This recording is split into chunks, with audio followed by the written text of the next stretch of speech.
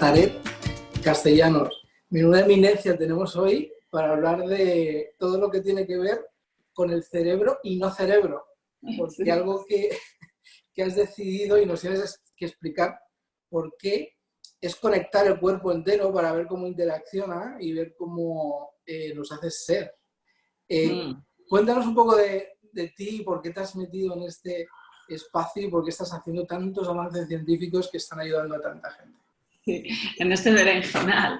Pues mira, esto empezó hace mucho tiempo, porque yo vengo del mundo de la física. Yo hice física teórica, había trabajado mucho en física cuántica, cosmología cuántica, que era un poco mi especialidad, la teórica, ¿no? Entonces allí todo es muy, muy complejo, todo interacciona con todo es multidimensional. Y después de trabajar en el campus de la física, me pasé a la medicina. Entonces luego acabé doctorándome en medicina, después de haber estudiado la carrera, y entonces me di cuenta, y eso pues la verdad que fue un poco frustrante al principio, que cuando pasé al mundo de la neurociencia las cosas eran un poquito más sencillas, ¿no? Entonces me sorprendía, ¿no? Decir, como un átomo, ¿no? O una molécula, que es algo muy sencillo, es más complejo que nuestro cerebro. Entonces, pues eso, en su momento, pues imagínate cuando yo empecé, ¿no?, en el doctorado, que hacíamos experimentos allí con los cerebros, bueno, primero con animales, luego ya con personas, es fascinante. Es un ejercicio que me parece que es absolutamente recomendable, es ver un cuerpo por dentro, porque te da una idea de lo complejo que es todo y la maravilla que está ahí construida, que la verdad que nos dejan una admiración y un respeto a nuestro cuerpo, que yo creo que es muy, muy sano tener ese momento de conciencia del propio cuerpo.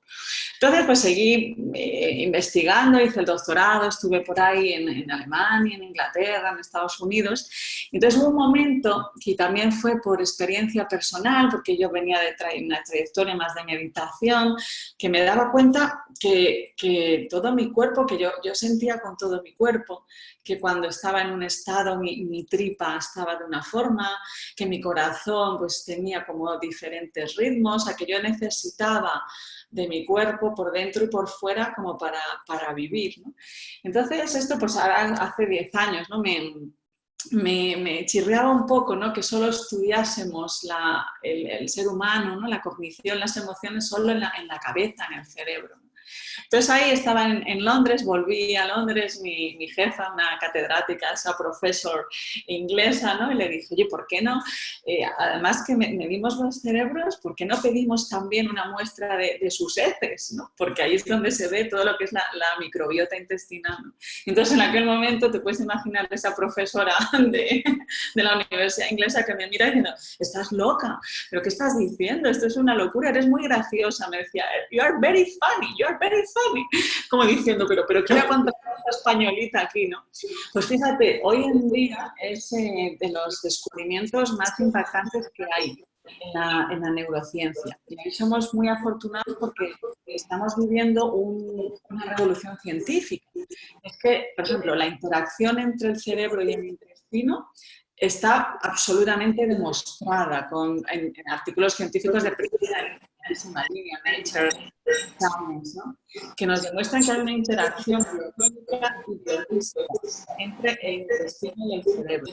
Eso es impresionante, ¿no? Pero luego, por otra parte, está también la interacción entre el corazón y el cerebro.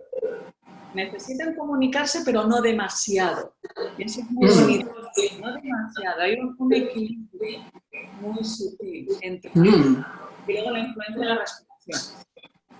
Pues como respirando se modula la actividad cerebral. Entonces todo esto, y luego, bueno, aparte, otra que se me olvidaba importantísima, la influencia de la postura corporal. Si estoy así, ¿cómo está mi cara? Ahora mismo estoy disminuyendo la actividad de mi amígdala. Es una de las zonas, ¿no?, más involucradas en comportamientos de estrés y agresivos, solo porque estoy sonriendo. Entonces, fíjate, el cerebro interpreta el cuerpo constantemente. Entonces, si interpretas que estoy así, interpreta que estoy enfadada, entonces activa, ¿no? La enfado, por así decirlo, ¿no? Si sonrío, interpreta que yo soy mi cuerpo por dentro y por fuera. Entonces, a mí aquello pues me gustaba mucho más porque esta visión tan holística del ser humano me parecía que era un poco más complejo, lo cual pues me hacía sentir más cómoda a nivel científico, porque pues ya no era algo tan sencillo, ¿no? Por así decirlo, dentro de la disciplina. Pero por otra parte, lo que a mí me gustaba, y es porque siempre ha habido una búsqueda personal en la neurociencia, ¿no? ¿Qué es eso de la conciencia? Eran temas muy, muy profundos, ¿no? Que funcionaban mucho. Entonces, pensar que somos la interacción con el intestino, con el corazón, con la respiración, con el cuerpo, hace que todo sea tan complejo que yo creo que nos hace ser un poco más humildes, un poco más sencillos, ¿no? Porque simplemente te deja que sea, ¿no? Y yo creo que eso nos quita mucho peso. Hoy en día hay mucha presión, ¿no? Eres tú y tú, tienes que conseguir tú y tú. Bueno, todo es mucho más complejo, ¿no? Y entonces me gusta que cuando más sabemos, más nos damos cuenta de que sabemos un poquito. Y eso yo creo que... Wow, es impresionante. O sea, por un lado física y física cuántica, que esto ya es un tema en sí mismo y es un tema que nos gusta estudiar y me encantaría que habláramos un poquito. Por otro lado, medicina, por otro lado, interconexión de distintos órganos, por otro lado, todo el tema de meditación, de respiración, de postura, que es un poco lo que se puede llamar embodiment, ¿no? Sí, o sea, embodiment. En realidad estás conectando cosas que poca gente conecta. Y parece mentira, ¿no? ¿Por qué nos cuesta tanto conectar las cosas? Y cuando conectas, estás empezando a complicarlo todo, que parece ser que es lo que te gusta. Pero en este caso, claro, te lo puedes pasar de maravilla porque es inacabable, ¿no? Pero en este momento, después de toda esta trayectoria y todo lo que te queda, ¿no? Por un lado, ves toda esta complejidad y cómo puedes definir lo que somos, qué es el ser humano. Espérate, hay una frase que me gusta mucho que dice: cuando uno solo tiene un martillo, cree que todos los problemas son clavos, ¿no? Cuando intentamos explicar las cosas solo desde una parte, solo soy esto, solo somos, ahora es la dieta, ahora es lo otro, ahora es fácil porque acotas, ¿no? Entonces ahí nos sentimos más cómodos. Pues ya tenemos que tener en cuenta que el mundo es mucho más que clavos que hago yo con mi martillo. No, o tienes muchas herramientas o no tienes ninguna. Entonces, para mí, por ejemplo, el estudiar toda la influencia que tiene con nuestra mente el cuerpo, pues a mí me ha llevado a pensar que somos la observación. Es la observación lo que está por encima de todo ello. Yo soy la emergencia, ¿no? Pues si mi estómago, mi intestino ahora está digiriendo una cosa u otra, me siento peor que mejor. Si mi cerebro está respondiendo al corazón, yo estoy teniendo pensamientos muy narcisistas, muy autorreferenciales. Entonces, según me llegue la información en ese momento, respondo de una forma más narcisista, ¿no? O sea, es imposible controlar todas las interacciones, pero sin embargo tenemos esa capacidad de observarnos a nosotros mismos, ¿no? Y de cambiar. Y esto es lo bonito, que todo el embodiment, o sea, la mente autorizada, nuestro cerebro y la relación entre nuestro cerebro y todo nuestro cuerpo la podemos reformar. Y eso con la observación, ¿no? Creo que esa es la herramienta más potente. Quizá yo diría la única que tenemos. Observar el mundo, observar. Interesante, ¿no? Porque el observador, en lo que es toda la física cuántica, lo que hace es determinar el resultado. Totalmente. O sea, que observando determinamos, ¿no? Totalmente. Todo es una interpretación. La atención es, se dice en neurociencia, la atención es interpretar la realidad. Efectivamente, estamos constantemente perturbando todo y así tiene que ser. Pensar que no lo perturbábamos era a lo mejor un poco ingenuo. Totalmente. Es interesante porque cuando lo aplicas a nivel macroeconómico y político, en realidad, tantas opiniones sobre percepciones que no son, que son parciales, están determinando constantemente el comportamiento y los sentimientos de tanta gente, ¿no? Y parece que no nos damos cuenta. Estamos viviendo en un momento un poco, parece, ¿no? Que mucha gente tiene mucha tensión, hay mucha gente enfadada, pero en realidad, de nuevo, estamos creando esa esa opinión a través de una observación parcial, ¿no?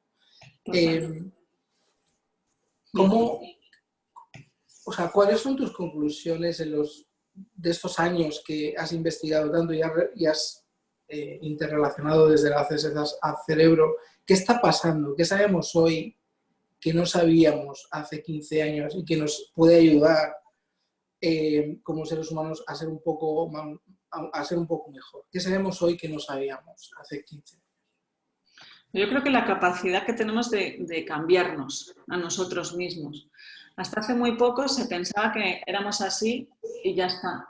Veníamos de la euforia de un proyecto Genoma, que es muy interesante y maravilloso y muchos avances, pero nos relegaba un poco a una pasividad. Yo soy así y he nacido así. Soy así nervioso, soy así de borde, soy así de tal, soy así de cual.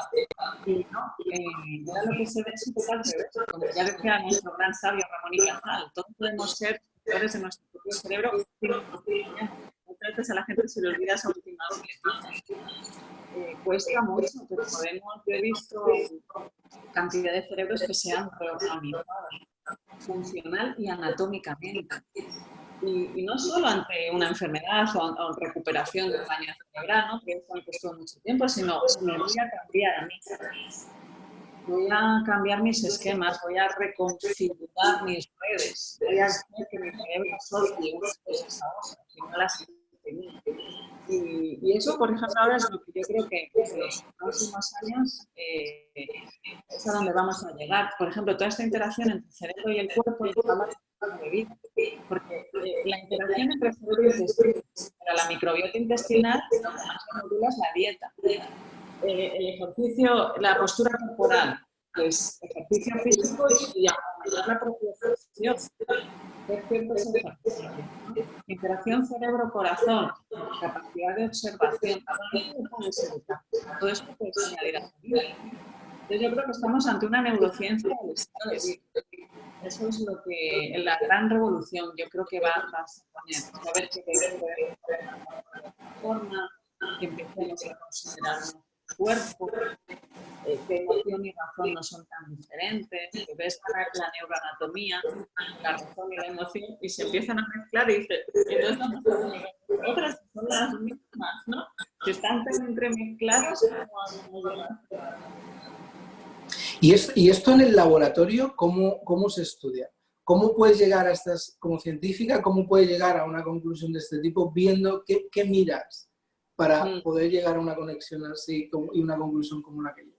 Pues nosotros lo que habíamos hecho en el laboratorio es un proyecto donde medíamos la actividad magnética del cerebro, las ondas magnéticas del cerebro, las del corazón, las del intestino y la respiración.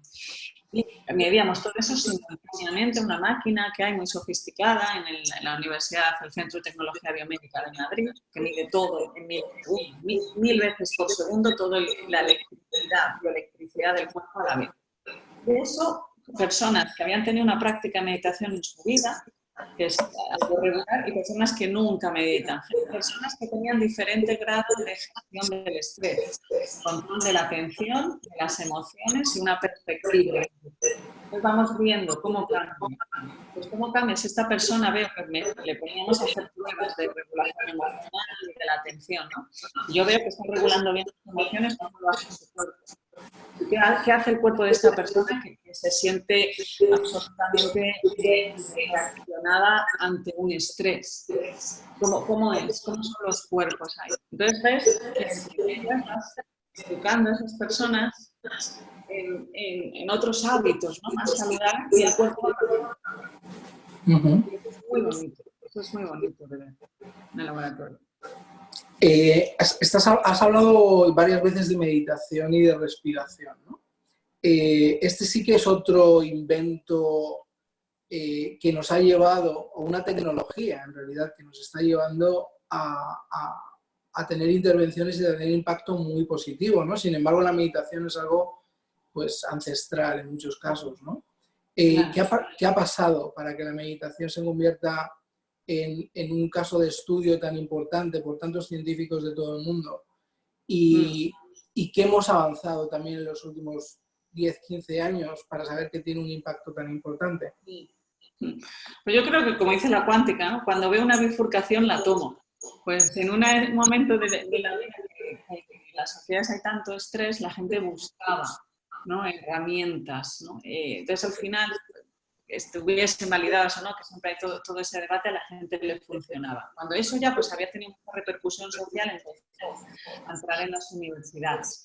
¿Y por qué es interesante a nivel académico la neurociencia cognitiva? Porque hablar de meditación es saber qué hace el cerebro y el cuerpo cuando estamos regulando la atención, que es el proceso cognitivo más elevado que tenemos. ¿Qué hago cuando tengo que controlar mi atención? ¿Qué hago cuando tengo que gestionar quién soy yo? Porque en la meditación se pone mucho en juego la autoperspectiva. Yo soy consciente a mis emociones, a mis pensamientos. Entonces yo los observo, como si desabieses y que observas qué hace el cerebro cuando hace eso. Es para la neurociencia, se me cuenta que es un tema muy interesante, porque es una plataforma perfecta para estudiar procesos cognitivos enormes. Y ya pues está absolutamente consolidada científicamente. Las grandísimas universidades como Harvard tienen un departamento solo para ello. Entonces hay mucho, está muy validada. Eso ya es más que sabido. Porque se ven diferencias cerebrales. Además, lo curioso es que a mí me gusta, son interesantes los estudios que hablan de gente que medita pero que está en no monjes que viven en monasterios y que meditan 8 horas al día. Eso es muy interesante a un nivel. No es muy interesante para el que tenemos hijos y jefes y estamos de aquí para allá. Entonces, eso es lo que es bonito para mí, esos estudios, que basta con que medites media hora al día y no todos los días, que ya está cambiando tu cerebro. Muy agradecido. Interesante. Es por otro de estos grandes descubrimientos de los que hablas es la neuroplasticidad, ¿no? Parece ser, por un lado, que no conocemos ni el 15% del cerebro y por otro lado que es plástico, ¿no? Sí. Por eso la meditación tiene impacto, tanto impacto, es uno de los motivos por la plasticidad, o hay algún motivo más biológico. No, bueno, hay un motivo que es el que más lo potencia, el que más cambios potencia, que es el motivacional. Es cómo de motivar. Las personas que empiezan a meditar, que vienen, ¿no?, ya a los centros, voy a meditar porque me han dicho que está muy bien y tal, vale. Sí, pero ahí no cala tanto. Cala cuando realmente has incorporado, ¿no? Cuando necesitas, cuando sientes, cuando te involucras. También es curioso, lo dice la neurociencia, cuando empiezas a meditar y hay una especie de bajón, que te sientes peor, cuando más se regenera luego el cerebro, cuando más se reforma. ¿Por qué? Porque te has dado cuenta de que, quieras o no, nuestra capacidad de atención era limitada, que tenemos más estrés de lo que pensamos, más divagación mental. Darse cuenta de todos los estudios, al principio es un poco chocante, ¿no? Pues yo no quiero seguir aquí porque yo solo veo que estoy peor. Pues cuando realmente los ves, es a partir de ahí cuando puedes cambiar. Y eso es bonito. Entonces ahí interviene mucho la motivación. Qué importante. Y eso es una de las primeras cosas que yo aprendí cuando ya he estado bastantes veces en el retiro en Bután. Tenemos ahí a lo que llamamos el monje millennial. Es un monje de 24 años que es la quinta reencarnación de un linaje directamente asociado por supuesto, con Buda. Y desde el principio, cuando explicaba la meditación, decía las dos partes, la de la intención y la de la reflexión, ¿no? En este caso, la de la respiración unida, ¿no? Pero la motivación y la intención es fundamental y hay veces que se olvida qué importante es, si realmente quieres tener impacto, ¿no? Claro. Esto, de alguna forma, ¿qué relación? Porque como sabes tanto de tantas cosas, y sabemos tan poco todavía de algunas cosas, como cuando decimos que solo se sabe el 15% de lo que es el cerebro, ¿qué valor y qué impacto tiene toda lo que se llama la biología evolutiva en todo este espacio? Porque ahora mismo la biología evolutiva, cuando empiezas a ver otros descubrimientos que han hecho, como el poder replicar secuencias de ADN en un concepto de biohacking y poder cambiar totalmente una enfermedad genética, eliminarla, ¿no? Entonces, por un lado estamos viendo que tecnologías como la meditación, la respiración, la motivación nos pueden llevar a un estado mejor de vida. Por otro lado, la biología evolutiva y algunos investigadores están ya hackeando directamente el ADN para poder cambiarnos prácticamente como dicen, no puedes ser feliz tomándote una pastilla, no, pero ahora resulta que sí que de alguna forma estamos pudiendo realmente alterar nuestro ser a través de la biología. ¿Cómo conectas tú este elemento? ¿Y tiene alguna conexión determinante también con todo lo que estamos hablando de cuántica y de medicina? Yo creo que todavía es muy pronto. Yo cuando leo esos artículos, cuando luego vas al artículo científico, realmente la base es más pequeña de lo que parece, ¿no? Entonces es verdad que genéticamente se pueden modular muchas cosas, como tú dices, se puede hackear los genes. Si conocemos el 15% del cerebro, como tú dices, de la genética conocemos realmente mucho menos, que es su impacto. Entonces, tenemos una componente genética, pero sobre todo tenemos una componente epigenética, todo aquello que puede hacer hay estudios, ¿no?, que muestran que cambiando nuestro estilo de vida, a reconfigurar nuestras redes cerebrales, podemos incluso cambiar la expresión de unos genes frente a otros, ¿no? Pero yo sí creo que esa vía es más difícil, menos fructífera a lo mejor, pero es más sólida. Y la otra yo creo que habrá que dar tiempo. Yo creo que todavía es muy prematuro saberlo a lo que puede llegar. Igual que con la inteligencia artificial, pues al fin y al cabo es un algoritmo hecho por personas. O sea, yo creo que todavía hay que ser muy prudente, ¿no? Y luego también ese concepto, ¿no?, que ahora yo creo que pesa mucho, ¿no? Pues sí, que me den una pastilla y así ya no tengo que ya está bien. Ya. Pues la verdad es que yo no sé qué pasaría si a mí me lo ofrecieran. Queda la duda, ¿no? Pero bueno, me parece, por otra parte, muy interesante también el poder intervenir en la evolución de la biología, ¿no? Porque yo no creo que la biología sea óptima. Eso por otra parte, ¿no? Entonces, sí, he hablado y hablo constantemente con biólogos evolutivos y en laboratorio sí que se están haciendo cosas que de alguna forma habrá que tomar decisiones desde un punto de vista ético-moral, porque puedes alterar totalmente la generación presente y futura, porque una vez que hayas hecho esa mutación genética o ese cambio genético, va a ser parte de la herencia de las siguientes generaciones en animales y personas, ¿no? Entonces es un tema ético muy importante, pero como lo conectas todo a nivel del cuerpo, la pregunta aquí era si dentro de todo esto que llevas tantos años estudiando, tú has llegado también a algún tipo de hackeo, si has llegado a un punto en el que dices, oye, mira, si realmente queremos tener un impacto en la calma, tener calma, el hackeo es este, puedo hacer esto. Estamos llegando a ese momento en el que podemos saber que haciendo una cosa consigues otra a nivel de emociones, por ejemplo. Pues yo si tuviera que decir uno que a mí me ha ayudado mucho y que yo veo que tiene muchos correlatos neuronales es hablar menos, tanto para adentro como para afuera. Creo que hoy en día, y también ahí interviene mucho la psicología, ¿no? Rumiamos mucho las cosas. Fíjate, la neurociencia dice que cada vez que yo te cuento un problema, me sale un porcentaje. Si te lo cuento otra vez, trabajo sobre esa invención y así, así, así.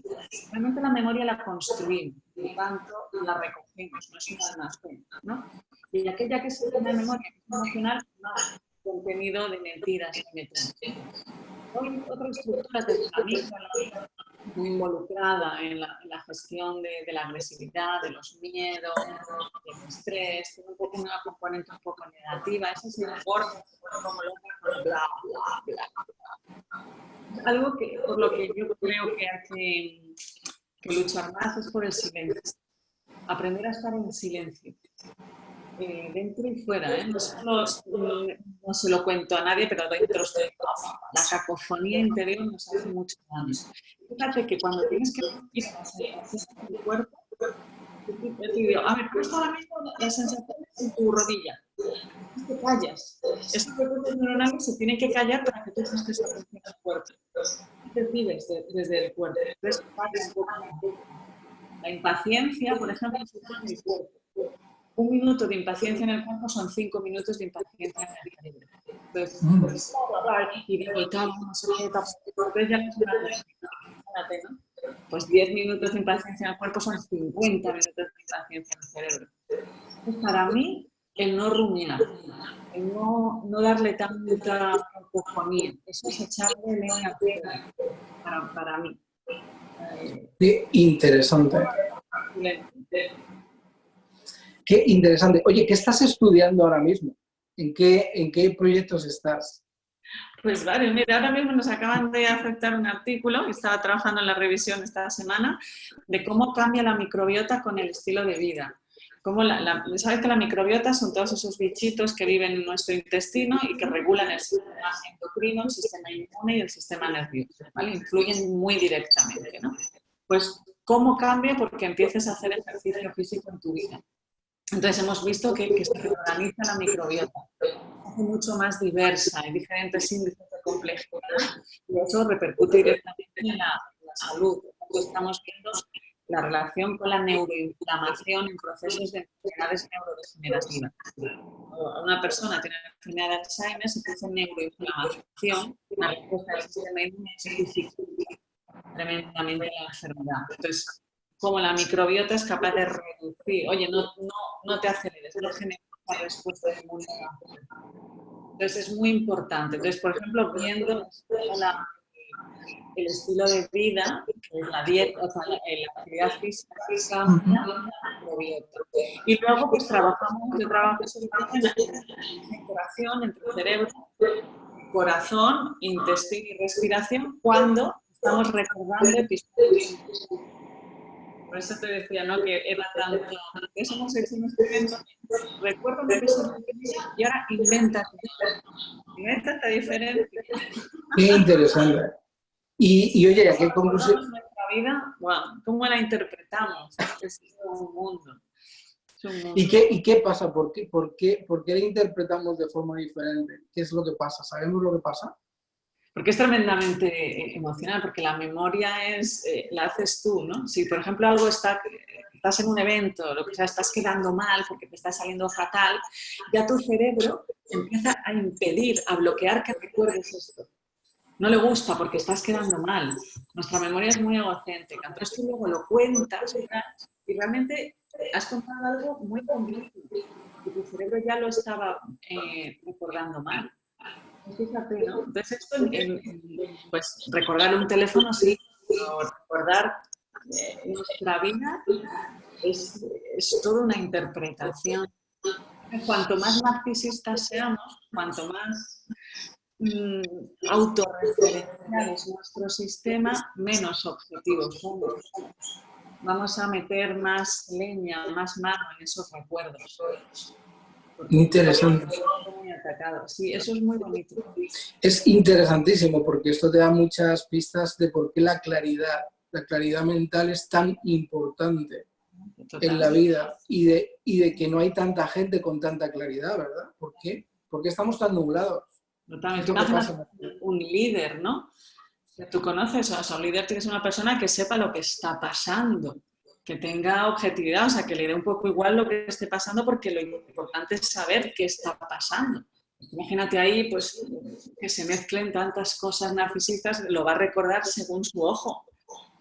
Eso es muy importante, ¿no? Líderes que nos gobiernan, pues tienen que salirse un poco, ¿no? De qué sé yo. Y eso es nuestra vida diaria, claro. Imagínate lo que es, ¿no? Una simple discusión en casa, la cantidad de procesos mentales que hay involucrados en cualquier cosa. Entonces, desde tu punto de vista, ¿la felicidad es una cuestión mental o va más allá de la mente? Yo creo que es corporal. Es muy corporal, es todo. Porque mente y cuerpo para mí no son diferentes. esa dicotomía. Entonces, es una satisfacción, es un bienestar corporal. Fíjate, uno de los artículos más famosos en ciencia se publica en la revista Science, se llamaba, muy valiente, una mente divagante es una mente infeliz. Ellos habían preguntado, ¿no?, a miles de personas qué es lo que más feliz e infeliz les hacía. Y no era tener éxito, tengo esto, tengo lo otro. No, no. Relacionaba directamente con la divagación mental, con la paz interior, la calma mental. La calma mental. Y la calma mental es todo el cuerpo. Cuando está sincronizado, cuando está, pues eso, en silencio, cuando simplemente el corazón se comunica con el cerebro y el cerebro le recibe, el intestino me manda no sé qué, la respiración, y es tan mágico todo eso con un peso que le dejas ser y genera una, yo creo que ahí es, para mí es la clave, la calma mental, ¿no? Y trabajar eso desde uno mismo, que es lo que me gusta tanto esa frase de piensa holísticamente, actúa de verdad. Yo creo que cuando te das cuenta que es todo tan holístico, todo tan complejo, solo te queda hacer tu pequeño grano de arena, pero desde una perspectiva muy sencilla. No puede ser grandioso lo que hagas. No, yo no estoy hablando de quedarse en casita haciendo nada. Puedes subirte el Everest, pero es la posición. Es la posición, yo creo. Y qué complicado pensar holísticamente. Porque eso tú lo haces, pero porque, o sea, yo veo, claro, has pasado del cuántico, nos tienes que contar un poco más qué es la física cuántica y cómo te ha ayudado ahora mismo a interconectar, ¿vale? ¿Podemos ir a lo básico de qué es la física cuántica? Lo básico. Sí, pues mira, yo estudié física teórica, que estudia pues cómo se comunican, ¿no?, los átomos, las partículas más elementales, ¿no?, entre sí. Entonces, es una física que es pues, de lo más avanzado que hay, supuso un gran cambio desde la física clásica, donde todo se pasó de ese mecanicismo, esto es así, esto lleva a otro y hay una ecuación, una ley que lo describe. En la física cuántica pasábamos al mundo de las probabilidades y un mundo donde suceden fenómenos como que dos cosas que hay un entrelazamiento, que significa que una partícula aquí y una partícula que está a miles de kilómetros interaccionan si en algún momento no están en contacto. Y sobre todo yo creo que a nivel humano, nosotros a nivel filosófico,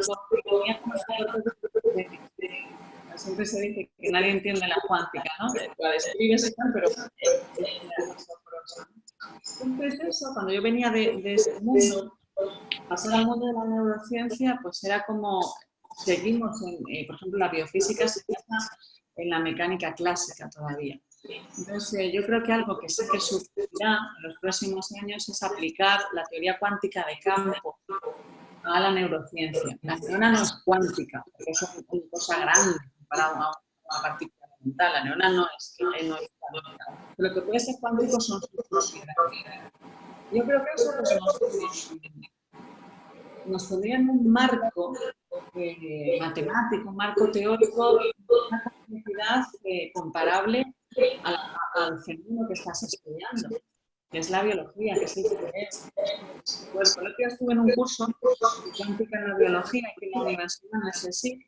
Y era una señora de Alemania, una catedrática, que estaban estudiando los procesos cuánticos que suceden sin los cuales no hay fotones. Fíjate, interesante. Súper interesante. Eso es muy bonito. Entonces, eso sería otro cambio, ¿no?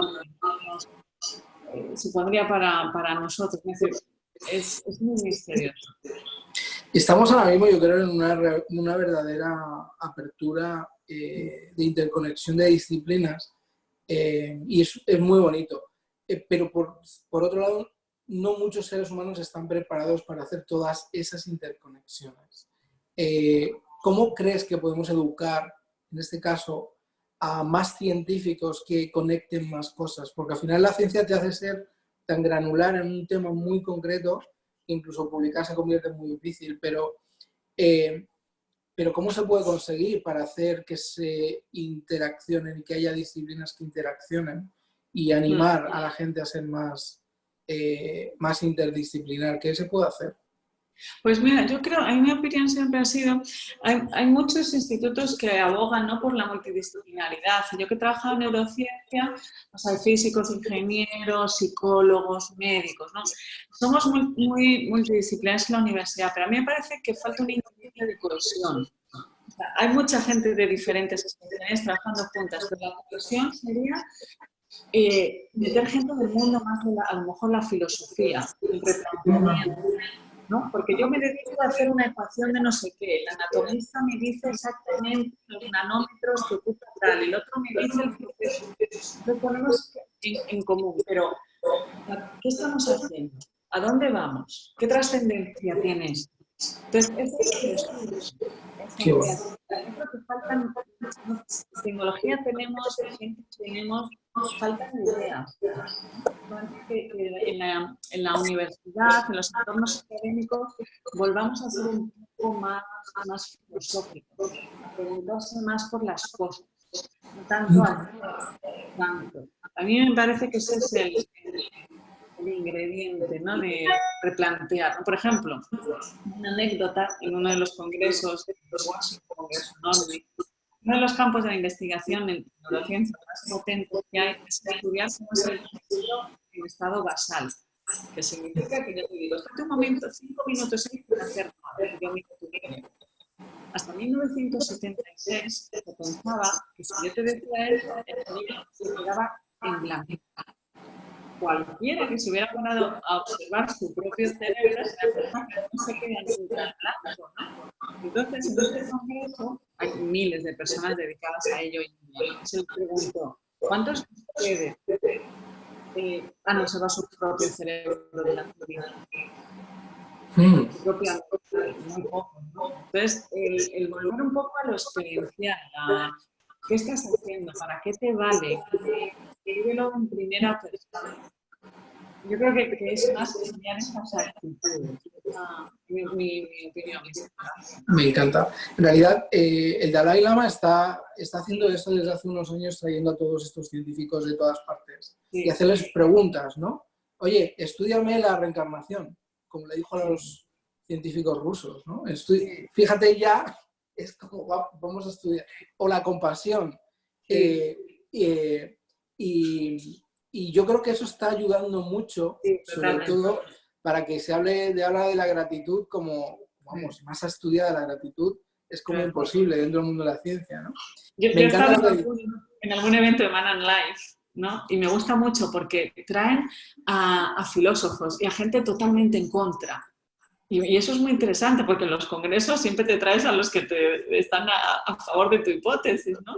Pero entonces no, traen absolutamente a los que son súper cerebrocentristas, a los que dicen que no, que la conciencia es una ilusión y lo sienten allí con el demonio, que les hace quitarse los zapatos y estás en un retiro. Y mucho filósofo y siempre, no siempre es que te dice el cerebro, ¿eso qué significa? ¿Eso para qué? ¿Y eso qué tal? Entonces, esas son unas plataformas extraordinarias. Sí. Me encanta que lo digas porque ese es un poco el foco de nuestras plataformas. Lo que es el SER y luego el Foro Mundial de la Felicidad y el Ahora, lo que hacemos es eso, esa interconexión. Y es interesante ver cómo de repente salen ideas que de otra forma habría sido imposible. Hablemos un poquito, para terminar la entrevista, de futuro. ¿Dónde vas a poner tu motivación en el futuro? Yo quiero estar ahí. ¿Dónde vas a poner esa motivación? ¿Y qué va a pasar? ¿Qué va a pasar? ¿Qué crees que va a pasar en el mundo de la ciencia? ¿Qué vamos a descubrir? Pues yo creo que queda muchísimo. Ahora mismo acaba de darse el pistoletazo de salida a todo lo que es esto de la interacción entre el cerebro y el cuerpo, ¿no? La neurociencia corporal. Entonces, ahora mismo pues se acaba de caer ese gran pilar, ¿no? Que era ya muy grande, no solo es el cerebro, ¿no? Y ahora seguir avanzando. Entonces va a ser, yo creo que quedan unos años, los próximos 20 años, de unos cambios clínicos impresionantes. Porque yo que trabajo muchos años en Alzheimer, es increíble los giros de 180 grados que han dado algunos tratamientos. Entonces, a nivel clínico es maravilloso lo que va a suponer. Pero yo me quedo más, a lo mejor ahora, me he apartado un poco más de la clínica, con lo que va a suponer a nosotros para nuestro día a día. Nosotros como seres individuales, ¿no? Yo hago mucha difusión, siempre, no solo en la universidad, sino fuera, en cursos para explicarle a la gente. Eres todo tu cuerpo, eres muchas interacciones, conoce tu cerebro y conoce tu cuerpo para conocerte a ti. ¿No? Creo que, por ejemplo, otra cosa, lo que me preguntabas antes, creo que la ciencia debería tomar un papel un poco más activo en hablar de ciertos temas que son tabú. ¿Qué somos? ¿Qué pasa con nosotros? ¿Qué es la consciencia? ¿Qué pasa con el espíritu? Hay preguntas ahí que son muy interesantes a nivel científico, y que se están haciendo avances científicos muy fuertes ahí. Y yo creo que eso es un hueco, ¿no? que la sociedad ha quedado ahí un poco huérfana de ese tipo de soporte, de que se dé salida a ese tipo de preguntas que yo creo que siguen estando en el ser humano. Entonces va a ir por eso. Yo ahora estoy pues muy eso, en este tema del cuerpo y en los relatos corporales de la consciencia.